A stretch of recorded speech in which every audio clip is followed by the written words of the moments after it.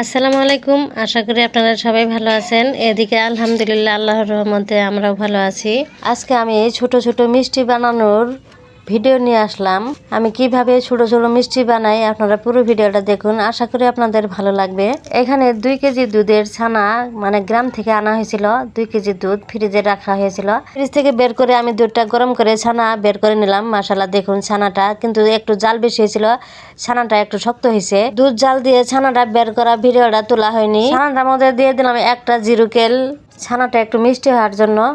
পরে দিয়ে দিলাম 1 চামচ ময়দা, দিয়ে আমি ভালো করে আবারও মাখছি। মাখার পরে আবারও দিয়ে দিলাম আমি 1.5 চামচের মতো গুঁড়া দুধ। এই শক্ত ছানা দিয়েই আমি ছোট ছোট মিষ্টি বানাইতেছি। আমি কিভাবে মিষ্টি বানাই পুরো ভিডিওটা দেখবেন, অবশ্যই ভালো লাগবে। আমি প্রথমে এই ছানাটা দেখুন কত সুন্দর করে মাখিয়ে নিতেছি। ছানাটা যত মাখাবেন তত মিষ্টি ভালো হয়। আমি এই যে ছানাটা শক্ত ছানাটা আমি কত করে মেখে মেখে আমি নরম করে নিছি দেখুন। মাশাআল্লাহ ছানাটা মাখানো হয়ে গেছে। আমি কিছুক্ষণের জন্য রেখে দিব। কিছুক্ষণের জন্য রেখে দিছিলাম। এখন দেখুন এই ছানাটা আবারও আমি আরেকটু মেখে নিব। এই যে আবারও মেখে নিতেছি। ছানাটা মাখিয়ে নিলাম। এখন আমি যে ছোট ছোট একটা মিষ্টি বানিয়ে দেখিয়ে দিলাম। এভাবে সবগুলো মিষ্টি আমি বানাবো। আপাতত মিষ্টি আকারে আমি ছোট ছোট ছানাটা নিয়ে নিব। ছোট ছোট মিষ্টি বানাবো, ছোট ছোট করে আমি ছানাটা নিয়ে নিতেছি। দেখুন আমি সুন্দরভাবে সবগুলা বানিয়ে নিছি। এখন এই যে কড়া বসিয়ে আমি তেল দিয়ে দিলাম কড়াতে।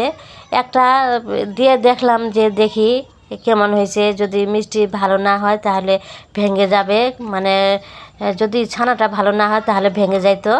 মাশাআল্লাহ ছানাটা অনেক ভালো, তার জন্য ভাঙে নাই। আর ছানাটা আমি যে সময় আমি প্রথম দিয়ে দিছিলাম সেই সময় কিন্তু নিচে ছিল, আস্তে আস্তে এই যে ভেসে উঠছে। দেখলেনি তো প্রথমটা কত সুন্দর করে ভেসে উঠছে। এই যে এখন আমি সবগুলোই আমি এইভাবে দিয়ে দিতেছি। এগুলো কিন্তু আস্তে আস্তে আস্তে আস্তে ভেসে উঠবে, মানে যে সময় মানে ছানাটা হবে কুক হবে সে সময় আস্তে আস্তে ভেসে উঠবে। মিষ্টিগুলো দেওয়ার সাথে সাথে আপনারা নাড়াচাড়া করবেন না, মানে অল্প আস্তে আস্তে নেড়ে চেড়ে দিবেন। বেশি নাড়াচাড়া করা যাবে না। আবার যে সময় একটু হয়ে আসবে সে সময় হালকা নাড়াচাড়া করে করে উল্টায় উল্টায় দিবেন যাতে চতুর্পাশে ভালোভাবে হয়। এখন আমি শিরা বানানোর জন্য দেখুন হাফ বাটি দিয়ে দিলাম চিনি, তারপরে 1 বাটি দিয়ে দিলাম পানি। ভালো গ্রানের জন্য আমি দিয়ে দিলাম দারচিনি, এলাচ, তেজপাতা। আপনারা এলাচ দিলেও দিতে পারেন, শুধু এলাচ দিলেই হবে। আর এই যে দেখুন আমি কিন্তু এই মিষ্টিটা 3-4 লেয়ারে করব, মানে কয়েক লেয়ারে করব। তার জন্য দেখুন আমি কিভাবে ভাজি। মিষ্টিটা কিন্তু আমি অনেক ধাপে ধাপে নিয়ে নিব, আপনারা দেখতে থাকুন। দেখুন আমি কিন্তু নেড়ে চেড়ে আমি মাঝে মাঝে কড়াটাও নেড়ে দিতেছি যাতে ভালোভাবে পুরো মিষ্টি কালার হয়। একটু পর না নাড়াচাড়া করলে কিন্তু আপনার এক পাশ কালার হবে আর এক পাশ হবে না। তার জন্য ওই যে একটু পর কিন্তু নাড়াচাড়া করতে হবে। আমি কিন্তু একটু পর নাড়াচাড়া করতেছি। দেখুন এই যে এক ধাপ আমি নিয়ে নিলাম, এই কালার একটা কিছুটা নিয়ে নিলাম। এই কালারটা আমি বেশি নিলাম, পরের কালারগুলো আমি অল্প অল্প করে নিব। এই যে পরের কালারটাও আমি অল্প করে নিলাম। দেখুন এভাবে আমি কয়েকটা ধাপ নিয়ে নিছি।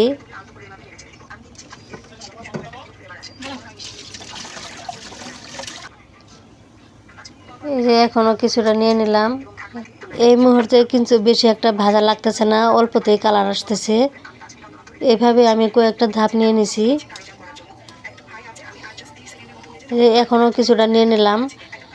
আর এই ধাপটা এখন আমি ভালোভাবে করব, কালো করব যাতে কালো হয়। মাশাআল্লাহ কালো হয়ে গেছে দেখুন, সবগুলা তোলা হয়ে গেছে। এর মধ্যে আমি অল্প কিছু আমাদের জন্য মিষ্টি বানাবো, আর বাকিগুলো এই যে চিনির শিরা দিয়ে আমি বানিয়ে নিব। চিনির শিরাটা কিন্তু হয়ে গেছে। এখন আমি দেখেন মিষ্টিটা একটু হালকা গরম থাকতে আমি এখানে দিয়ে দিলাম। এইভাবে আমি 15-20 মিনিটের মতো সিদ্ধ করে নিব। উল্টা পাল্টে মাঝে মাঝে উল্টাবো, আবার ঢাকনা দিয়ে ঢেকে সিদ্ধ করে নেব। এই যে আমাদের জন্য আমি জিরুকেল দিলাম 3টা। জিরিকল দিয়ে এখন আমি এই যে রস বানালাম। আমিও দারচিনি এলাচ দিছি, দারচিনি এলাচ তেজপাতা দিছি, দিয়ে এই যে মিষ্টিটা দিয়ে দেখুন আমিও আমাদের জন্য বানাইতেছি, আমার জন্য বানাইতেছি।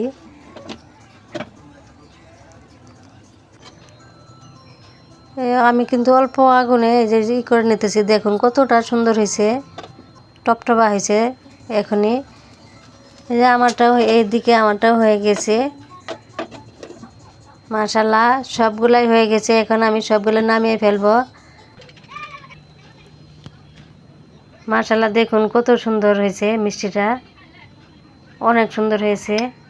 এই যে এগুলো আমারগুলো ভালো হয়েছে, আমারগুলো একটু মিষ্টি কম হয়েছে।